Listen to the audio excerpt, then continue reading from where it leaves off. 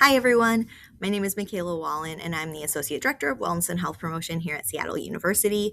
Our office supports student well being across 4 areas: mental health, physical health, healthy relationships, and alcohol and other drug education through education, prevention, and peer support.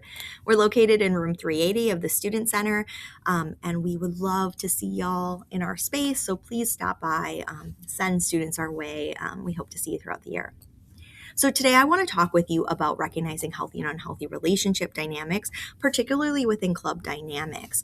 So, everything you see today and hear today has really been adapted for y'all to best apply to the role that you have and help support you as you are helping to create, maintain, and uplift healthy dynamics and relationships on this campus.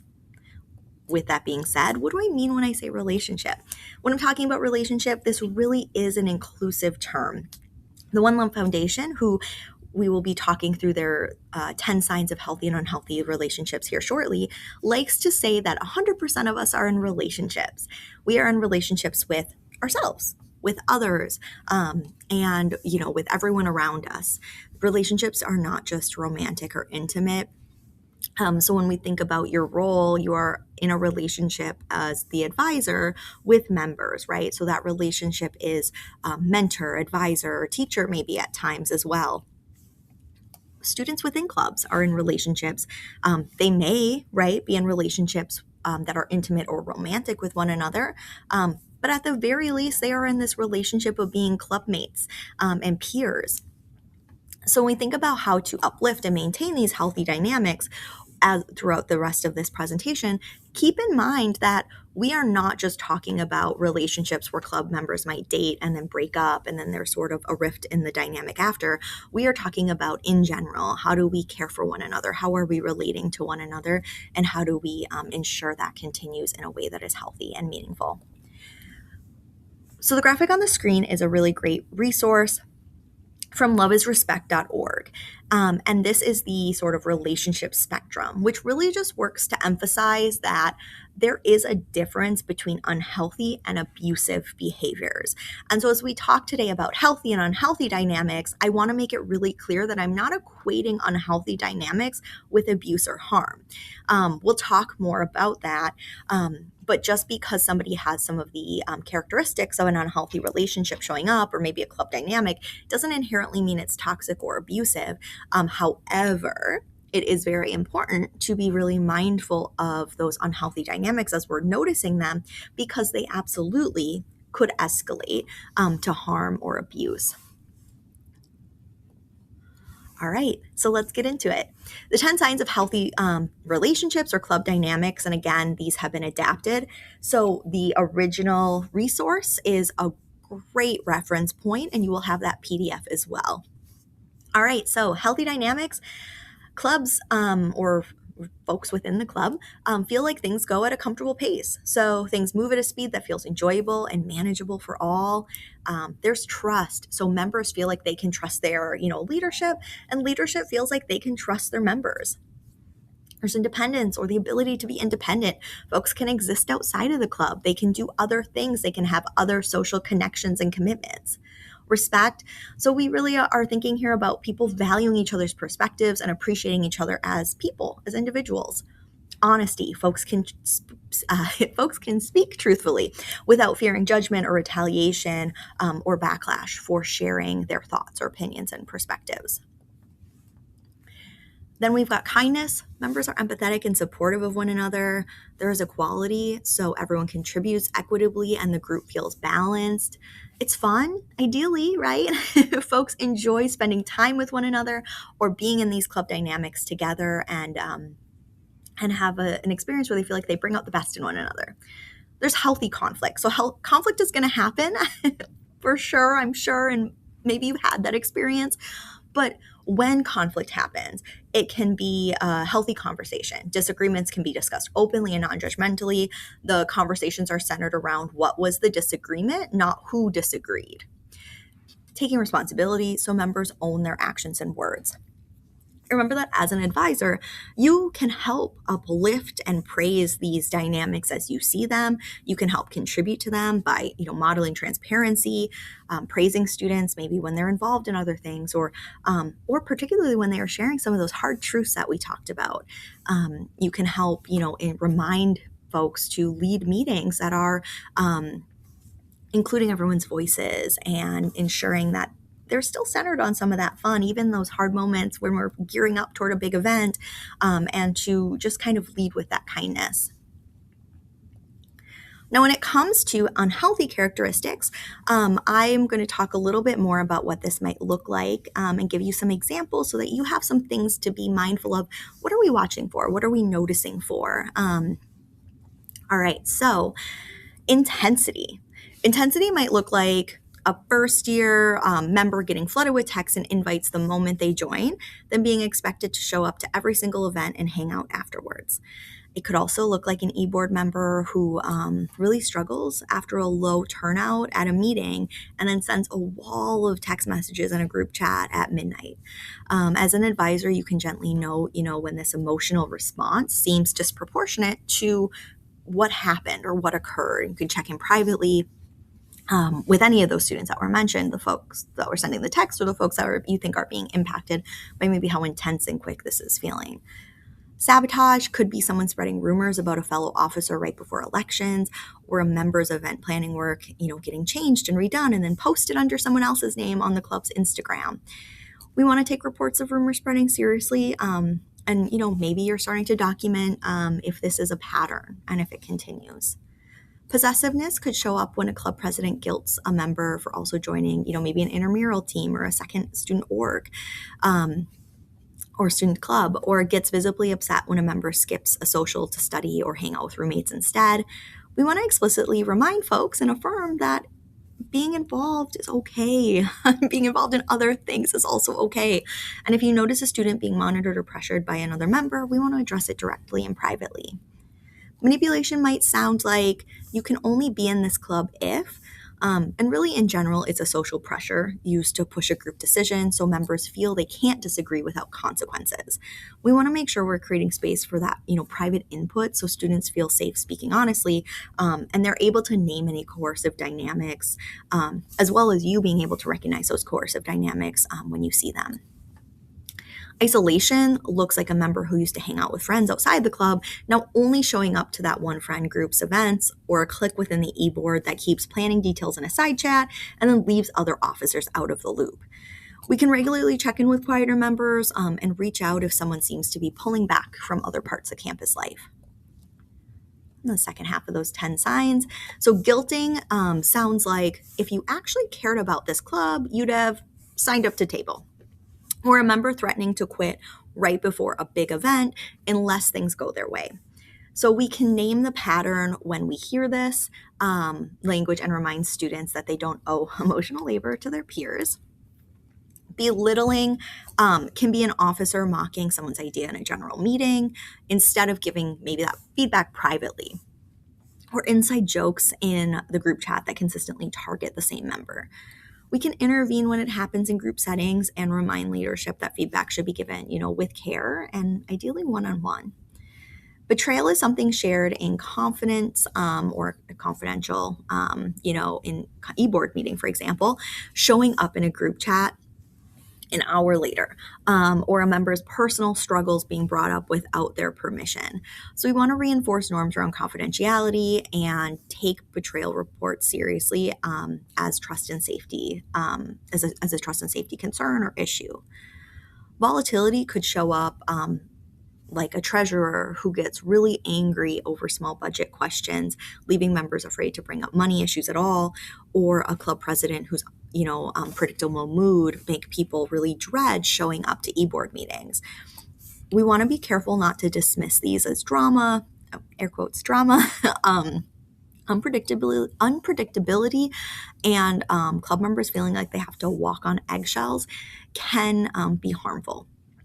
And these folks showing up with these really extreme responses might benefit from additional supports and connections, whether it's mental health resources or otherwise on campus.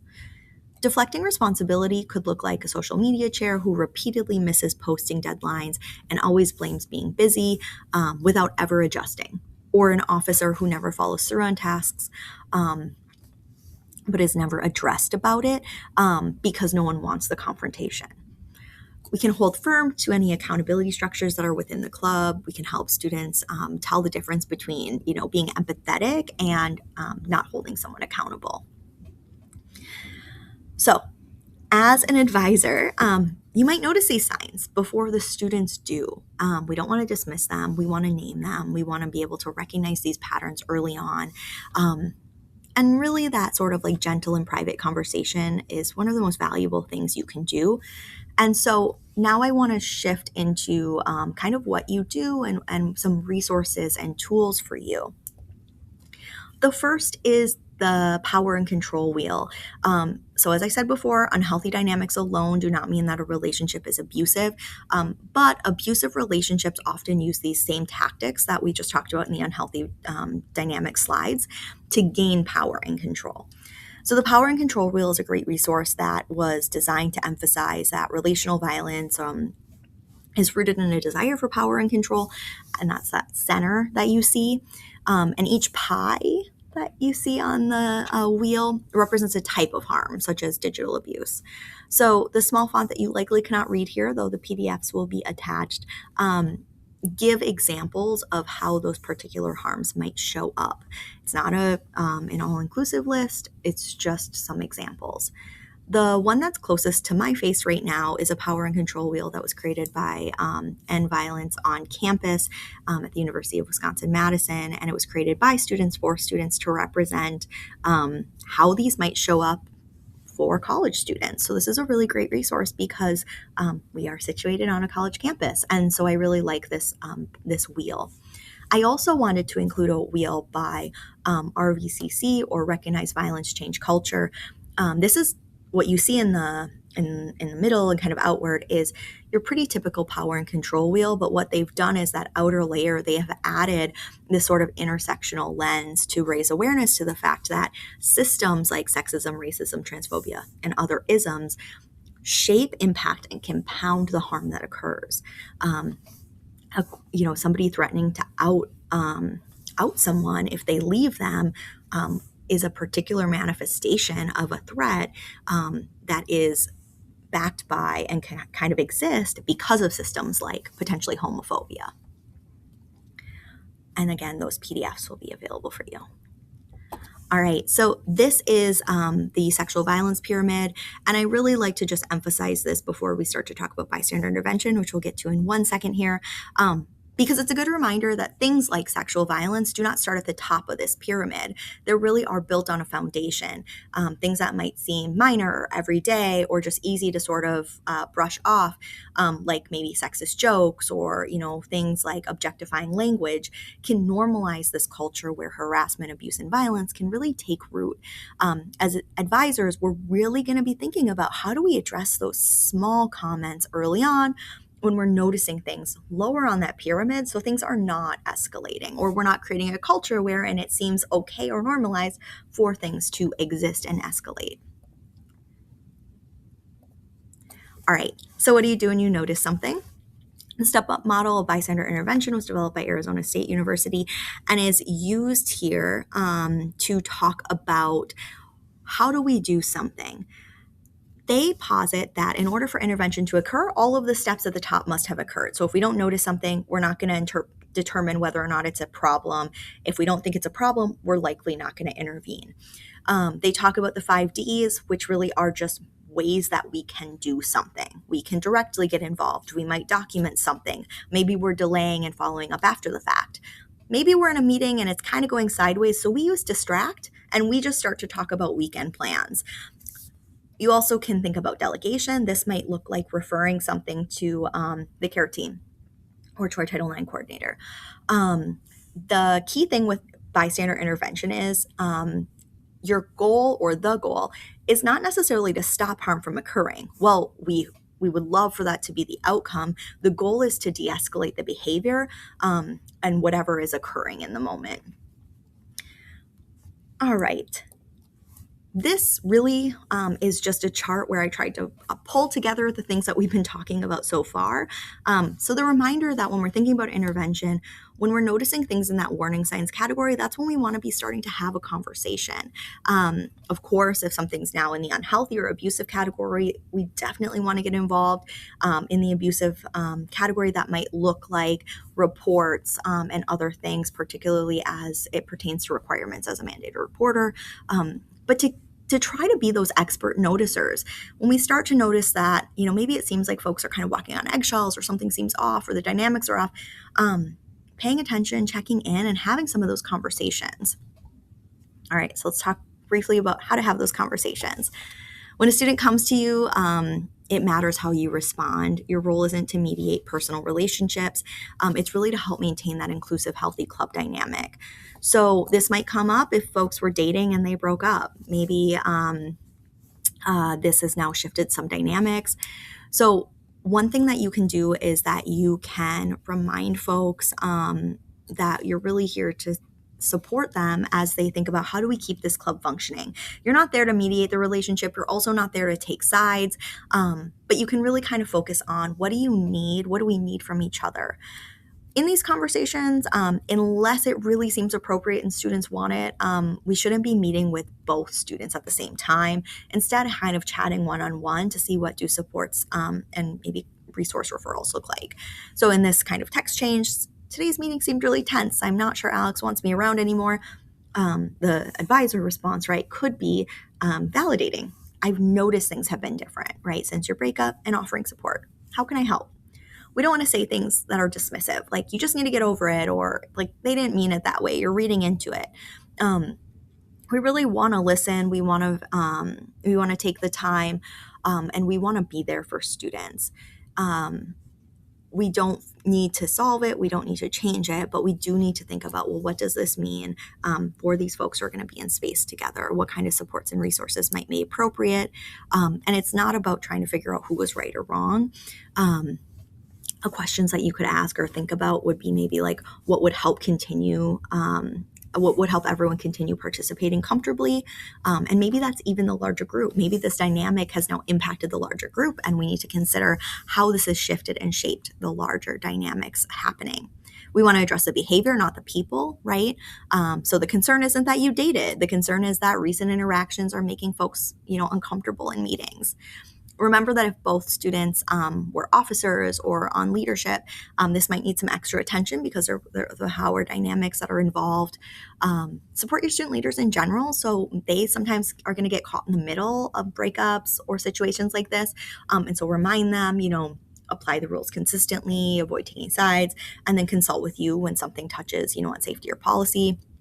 We can suggest healthy boundaries, like, keeping, club communication focused on business. So at meetings, really focusing on the club business. You want to protect that broader culture. So, sort of reminding the group, like, our club welcomes everyone. We expect folks to treat each other kindly and avoid gossip, and really focus on our shared mission and purpose. And then, of course, if things escalate, knowing when to report those up, particularly as a mandated reporter. And so there, I'm going to close us out.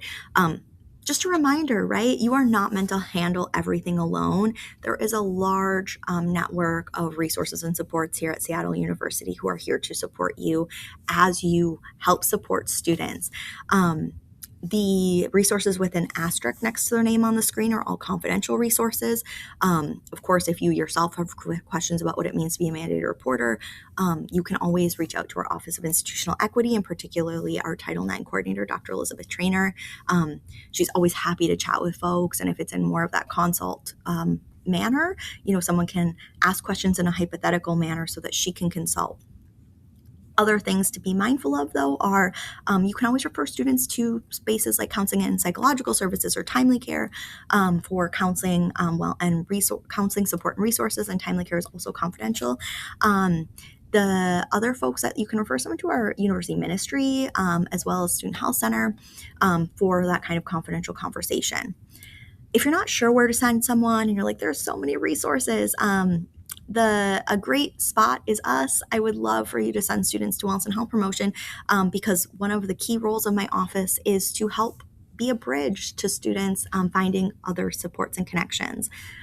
Reminder that the care team is a fabulous resource, and the QR codes on the screen will take you right to the report form. And if you refer a student to the care team, that person will help them connect to all the resources on the screen and many more if and when they are applicable.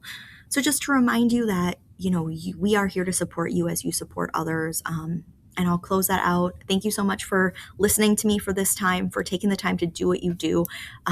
And if you have any questions, please feel free to reach out to wellness@seattleu.edu. Thank you so much.